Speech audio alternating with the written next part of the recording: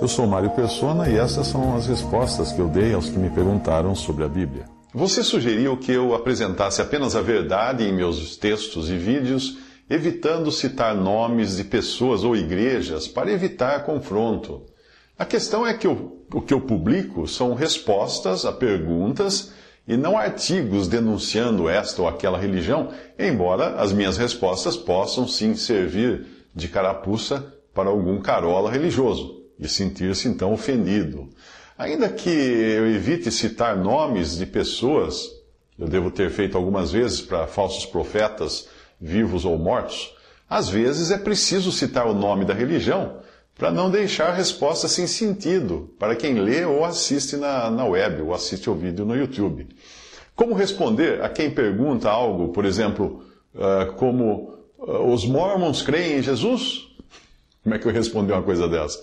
Ou o que são as testemunhas de Jeová? Ou então, o que acha do discipulado em igrejas em células? Ou então, você pertence ao movimento da igreja orgânica? Eu tenho que responder, tem que citar para responder. Ou você pertence à igreja local? Ou então, devo voltar para a igreja católica? Ou então, você participa do movimento da igreja orgânica simples? Ou o que acha da congregação cristã no Brasil? Todas essas eu tenho que responder, porque ficaria sem sentido uma resposta, sem situar, localizar a pessoa sobre o que eu estou falando, né? Ia deixar no ar, a coisa ficaria totalmente no ar. Considerando que nenhuma dessas organizações ou denominações cristãs foram coisas criadas por Deus, mas pelos homens, eu não estou praticando nenhuma afronta, nenhuma heresia contra Deus. Eu estou falando das coisas que os homens fizeram, que os homens criaram, e cada um que cria essas coisas que se responsabilize por elas, inclusive pelas críticas que vêm sobre elas. Essa última resposta, o que acha da congregação cristã no Brasil, já teve milhares de visualizações no YouTube e já tirou, o que está ali em texto e em vídeo, já tirou algumas pessoas dessa organização e as levou a congregar o nome do Senhor Jesus. E se você perguntar para essas pessoas, elas vão falar, realmente, eu saí de uma coisa que não estava bíblica, não era bíblica. Eu conheço uma assembleia de irmãos congregados ao nome do Senhor Jesus, que ela é quase toda formada por ex-integrantes dessa denominação, dessa conhecida como CCB. Portanto, não é possível mostrar a verdade sem ofender alguém. E geralmente os mais ofendidos são os que idolatram uma denominação religiosa.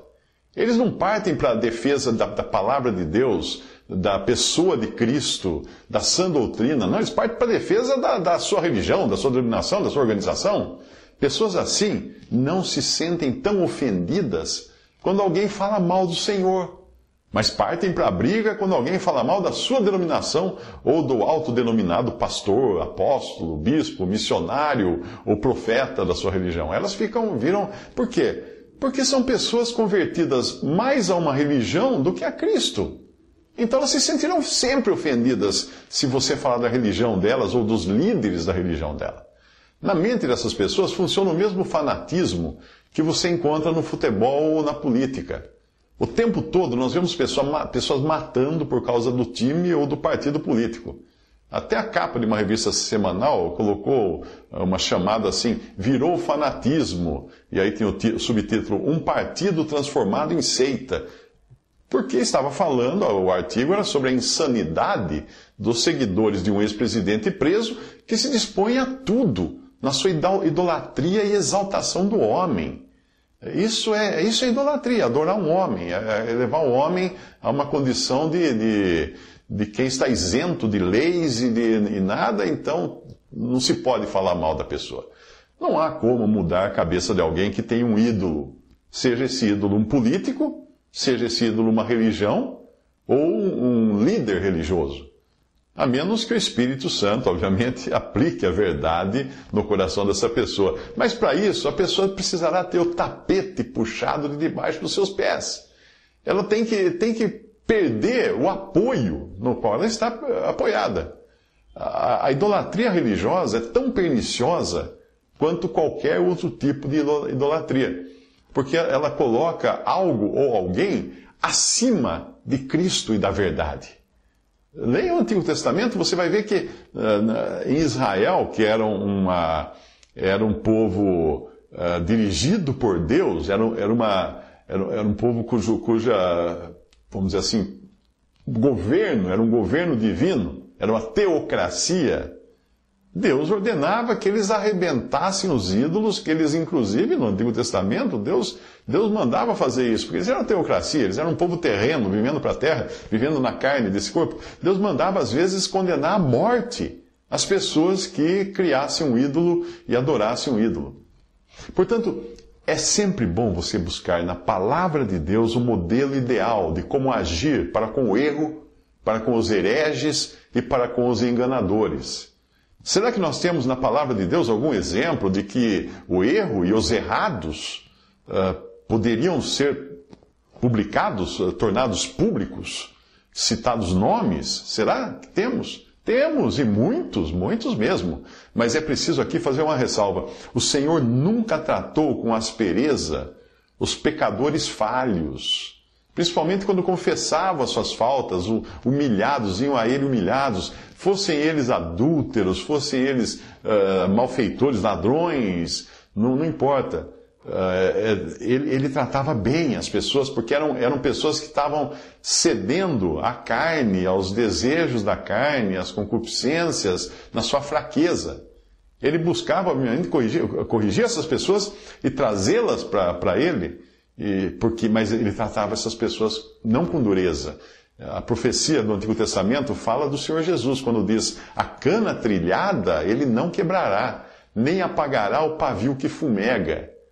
Isaías 42:3. Ou seja, se existisse alguma coisinha ainda de vida, ele ia cuidar, ele ia tratar.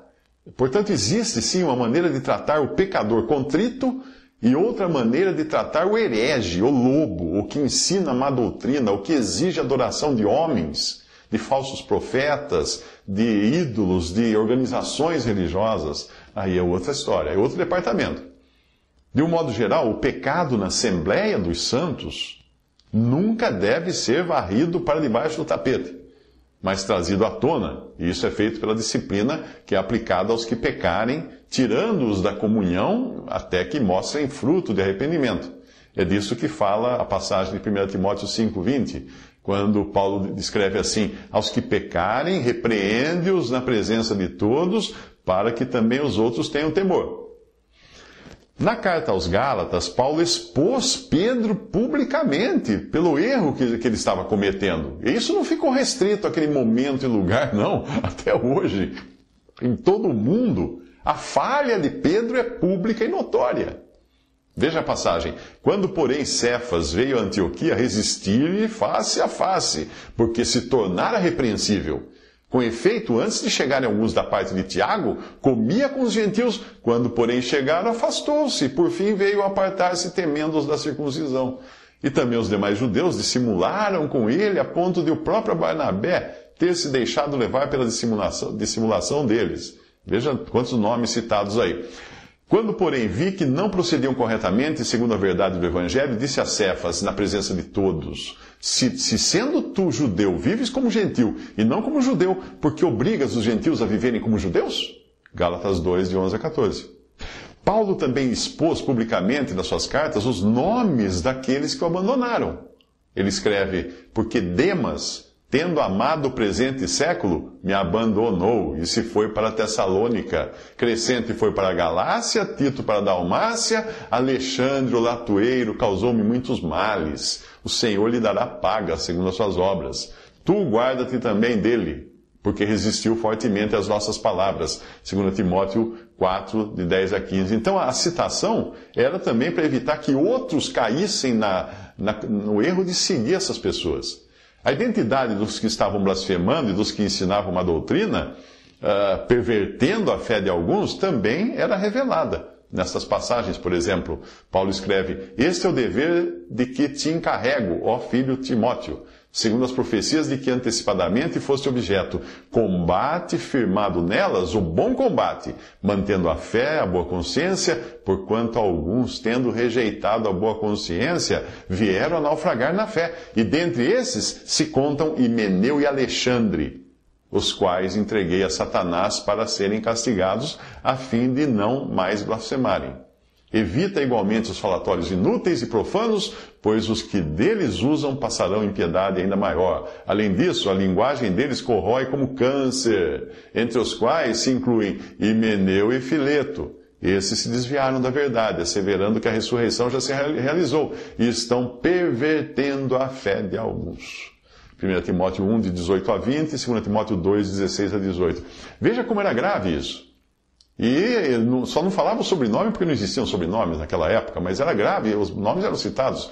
João, na sua terceira epístola, tornou público o nome e o erro de Diótrefes. Escrevia alguma coisa à igreja, mas Diótrefes, que gosta de exercer a primazia entre eles, não nos dá acolhida. Por isso, se eu for aí, far-lhe-ei lembradas as obras que ele pratica, proferindo contra nós palavras maliciosas, e não satisfeito com essas coisas, nem ele mesmo acolhe os irmãos, como impede os que querem recebê-los e os expulsa da igreja. 3 João, capítulo 1, versículo 9 a 10. Paulo também comenta de maneira mais genérica na sua carta a Tito os que eram contrários à fé cristã, porque há muitos, ele escreve, há muitos desordenados faladores, vãos e enganadores, principalmente os da circuncisão, aos quais convém tapar a boca. Homens que transtornam casas inteiras, ensinando o que não convém, por torpe ganância. Veja que naquela época já tinha os mercadores da fé, os pregadores da prosperidade. Um deles, seu próprio profeta, disse: os cretenses são sempre mentirosos, bestas ruins, ventres preguiçosos. Este testemunho é verdadeiro, portanto, repreende-os severamente para que sejam sãos na fé. Tito 1, versículos 10 a 13. Quando Paulo visitou o Areópago em Atenas, ele não foi o que chamaríamos de politicamente correto, de maneira nenhuma, na sua abordagem aos atenienses, não. Algumas versões tentam amenizar as palavras que Paulo usou, querendo fazer entender que ele apenas disse que eles eram muito religiosos, quando o sentido original do texto é que Paulo disse a eles que eram adoradores de demônios. Eu vou traduzir a versão de John Nelson Darby, que diz assim: e Paulo, de pé no meio do Areópago, disse: atenienses, em todos os sentidos vos vejo de entregues à adoração de demônios. Atos 17, versículo 22. O João Batista também não media as palavras quando o assunto era os religiosos judeus, que tentavam se justificar a si mesmos diante de Deus. Nós lemos no Evangelho, e vendo ele, muitos dos fariseus, vendo João Batista, muitos dos fariseus e dos saduceus que vinham ao seu batismo, dizia-lhes: raça de víboras, quem vos ensinou a fugir da ira futura? Mateus 3, 7. Em Mateus 23, 23 a 24, o Senhor chamou publicamente os fariseus de hipócritas, cegos, guias cegos, sepulcros caiados, víboras, etc. Uma série de adjetivos. E também expulsou publicamente os que faziam do templo um mercado. A igreja em Éfeso é mostrada como tendo agido no sentido de expor os falsos profetas, ou seja, agiu bem ao expor os falsos profetas que havia no seu meio, o que não poderia ser feito de outra maneira a não ser publicamente. Por isso o Senhor os louva. Conheço as tuas obras e o teu trabalho, a tua paciência, e que não podes sofrer os maus, não podes suportar os maus. E puseste à prova os que dizem ser apóstolos e o não são. E tu os achastes mentirosos. Apocalipse 2:2. Se hoje puser à prova muitos que dizem ser apóstolos, hoje vai ter muita gente nessa fila, porque apóstolos eram só aqueles que conheceram o Senhor pessoalmente. Na passagem em Romanos 16:17, o sentido é o de assinalar ou marcar os que provocavam divisões, ou seja, deixar muito claro quem eram eles para que os irmãos pudessem evitá-los. A passagem diz assim: rogo-vos, irmãos, que noteis bem aqueles que provocam divisões e escândalos, em desacordo com a doutrina que aprendestes. Afastai-vos deles. O mesmo Paulo também mostra aos crentes em Éfeso que devia haver uma separação de pessoas, fazendo distinção entre os cristãos e os que estavam mergulhados nas trevas. Ele escreve assim: não comuniqueis, ou seja, não tenhais comunhão com as obras infrutuosas das trevas, mas antes condenai-as. Efésios 5:11. Aos irmãos em Tessalônica, Paulo ordena também essa separação, o que obviamente só pode ser feito identificando-se quem são os que andam desordenadamente. Senão vai separar de quem? Ele escreveu assim: mandamo-vos, porém, irmãos, em nome de nosso Senhor Jesus Cristo, que vos aparteis de todo irmão que anda desordenadamente, e não segundo a tradição que de nós recebeu. Mas se alguém não obedecer à nossa palavra por esta carta, notai-o tal, e não vos mistureis com ele, para que se envergonhe. 2 Tessalonicenses 3, 6 e também versículo 14. Os falsos mestres são abordados nas cartas de Paulo a Timóteo e também na carta de Paulo a Tito. Ele diz assim: se alguém ensina alguma outra doutrina e se não conforma com as sãs palavras de nosso Senhor Jesus Cristo e com a doutrina que é segundo a piedade, é soberbo e nada sabe, mas delira acerca de questões e contendas de palavras, das quais nascem invejas, porfias, blasfêmias, ruins suspeitas, contendas de homens corruptos de entendimento e privados da verdade, cuidando que a piedade seja a causa de ganho. Aparta-te dos tais, tendo aparência de piedade, mas negando a eficácia dela. Destes, afasta-te. Ao homem herege, depois de uma e outra demonstração, evita-o. 1 Timóteo 6, de 3 a 5, 2 Timóteo 3, 5 e Tito 3, 10. Em 2 Coríntios 11, versículo 4, Paulo repreende os irmãos de Corinto por estarem fazendo vista grossa, deixando de expor o erro e os errados, ou até dando a eles algum apoio. Paulo escreve assim: se na verdade, vindo alguém, prega outro Jesus que não temos pregado, ou se aceitais espírito diferente que não tendes recebido, ou evangelho diferente que não tendes abraçado, a esse de boa mente tolerais. Percebe? Muitos outros exemplos você encontra também no Antigo Testamento de reis e falsos profetas sendo expostos publicamente para evitar que continuassem a enganar e que pessoas continuassem a ser enganadas. Mas eu creio que isso que eu citei aqui, as passagens do Novo Testamento que eu citei aqui, sejam suficientes para nós termos autoridade bíblica no sentido de como lidar com a má doutrina e com os que a ensinam.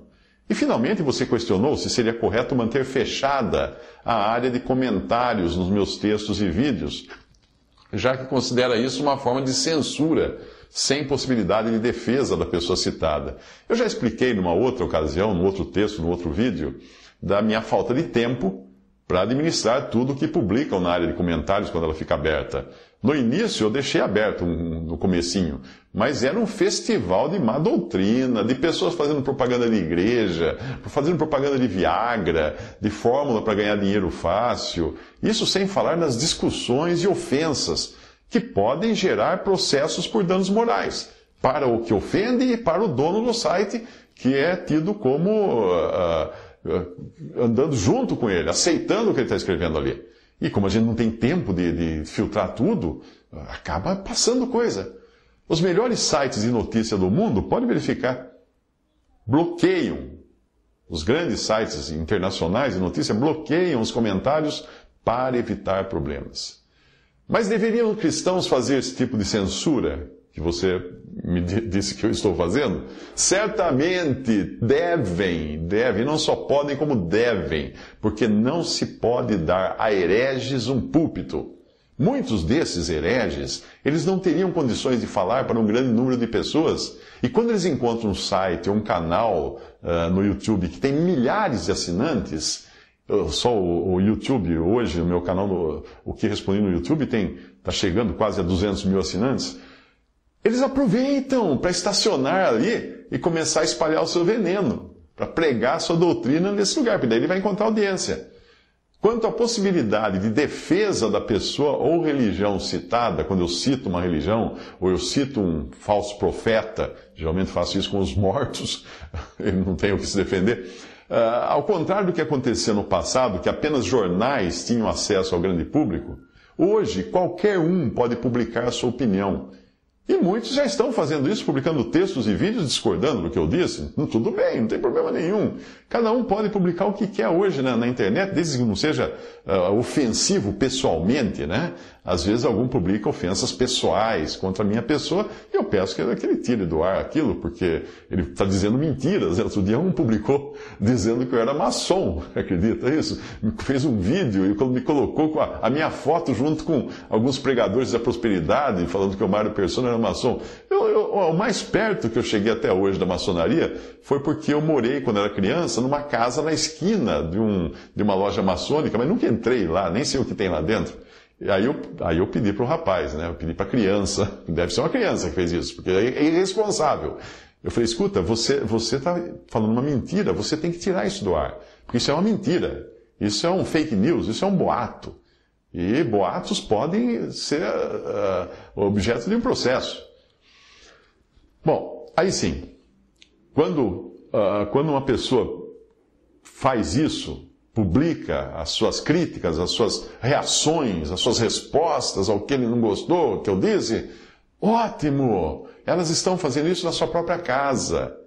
E não na minha casa, no sentido o meu canal, o meu site, que é a minha sala de visitas, né? O site, o canal de uma pessoa. Muita gente no Facebook não entendeu isso até hoje.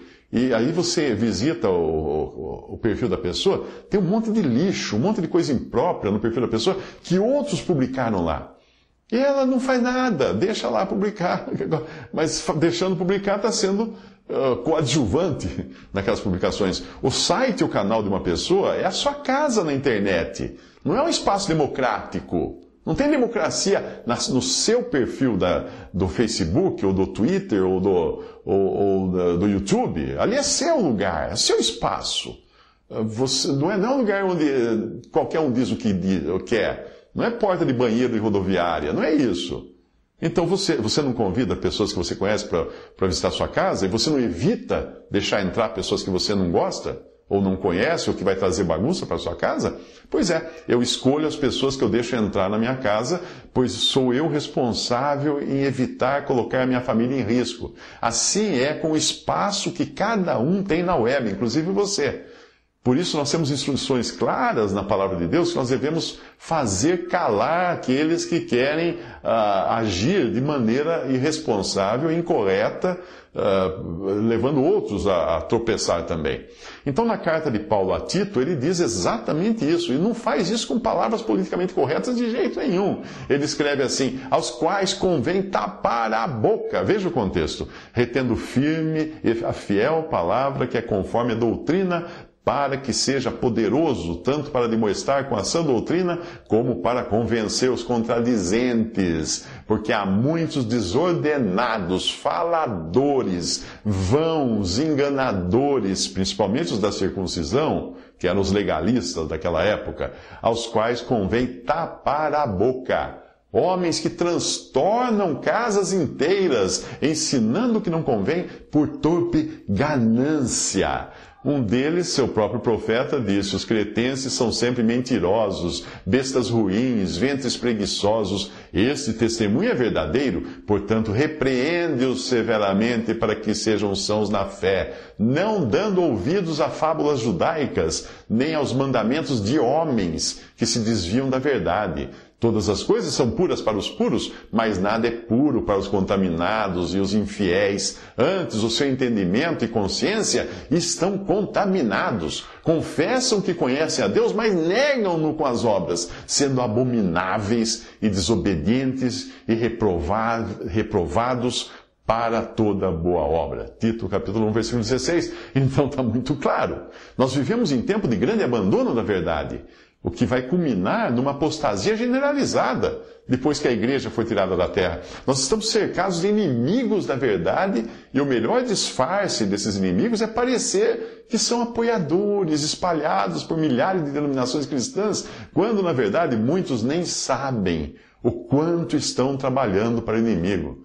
Satanás se transforma em anjo de luz para enganar. Os tempos de hoje, a época atual, se assemelha muito à época de Esdras e Neemias, quando alguns que fingiam querer auxiliar na reconstrução dos muros e do templo, mais adiante você vê que eles mostram a sua verdadeira face. Eles queriam destruir aquela obra. O que teria acontecido se o remanescente que voltou a Jerusalém tivesse cedido aos apelos deles? Vem nos encontrar na planície, vamos ficar todos juntos, nós queremos ajudar. Como a época de então, hoje também é preciso reparar as brechas com uma das mãos, enquanto tem a outra, a espada na outra mão, a arma na outra mão. Também é preciso entender que aqueles judeus não foram logo procurando reparar o templo, o lugar de adoração que Deus havia instituído. Não. Eles primeiro restauraram os muros, e colocaram portas e colocaram vigias para evitar a entrada dos inimigos de Deus. Só depois eles foram cuidar da restauração do templo. E assim nós devemos proceder também hoje, procurando trabalhar o testemunho, porém protegidos pelos muros da sã doutrina. Veja a passagem. Os que edificavam o muro, os que traziam as cargas, os que carregavam, cada um com uma das mãos fazia a obra, e na outra tinha as armas. E os edificadores, cada um trazia sua espada cingida aos lombos, e edificavam. E o que tocava a trombeta estava junto comigo. Sucedeu que, ouvindo Sambalate, Tobias, Gesem, o árabe e o resto dos nossos inimigos, que eu tinha edificado o muro e que nele já não havia brecha alguma, ainda que até esse tempo não tinha posto as portas nos portais, Sambalate e Gesem mandaram-me dizer: vem, congreguemo-nos juntamente nas aldeias, no vale de Ono. Porém, tentavam fazer-me mal. Enviei-lhes mensageiros a dizer: faço uma grande obra, de modo que não poderei descer. Por que cessaria esta obra enquanto eu a deixasse e fosse ter convosco? E do mesmo modo enviaram a mim 4 vezes, da mesma forma lhes respondi. Então Sambalate, ainda pela 5ª vez, me enviou seu servo com uma carta aberta na sua mão, e na qual estava escrito: entre os gentios se ouviu a Gesem, e Gesem diz: tu e os judeus intentais rebelar-vos, e então edificais o muro, e tu te farás rei deles, segundo estas palavras, e que puseste profetas para pregarem de ti em Jerusalém, dizendo: este é rei em Judá, de modo que o rei o ouvirá, segundo essas palavras. Vem, pois, agora e consultemos juntamente. Porém eu mandei dizer: de tudo o que dizes, coisa nenhuma sucedeu. Ou seja, é tudo mentira, mas tu do teu coração o inventas. Porque todos eles procuravam atemorizar-nos, dizendo: as suas mãos largarão a obra, não se efetuará. Agora, pois, ó Deus, fortalece as minhas mãos. Neemias ora. Isso está em Neemias capítulo 4, versículo 17 a 18 e capítulo 6, versículos 1 a 9. Portanto, não se assuste com as críticas e nem se deixe embalar pelo canto da sereia, de que os cristãos devem andar juntos, todos, porque aí seria também nivelar por baixo, buscando o menor denominador comum, para largar mão de muitas verdades e aceitar muitas mentiras que hoje são abundantes nessa cristandade que caminha para a total apostasia. Visite respondi.com.br. Adquira os livros ou baixe e-books. Visite 3minutos.net. Baixe o aplicativo.